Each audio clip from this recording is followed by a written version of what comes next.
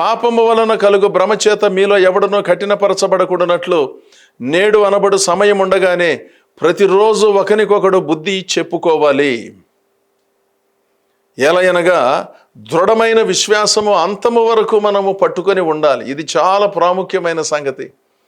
మన విశ్వాసాన్ని కొనసాగించడం చాలా ప్రాముఖ్యమండి.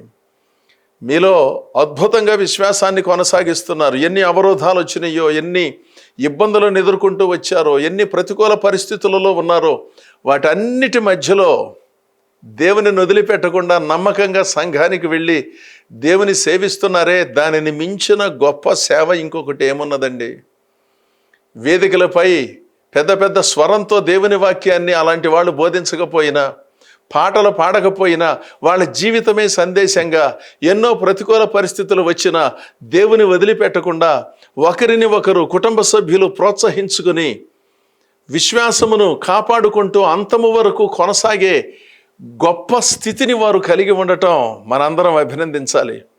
అలాంటి వాళ్ళను ప్రోత్సహించాలి. దేవుడు వారిని తప్పకుండా దీవిస్తాడు.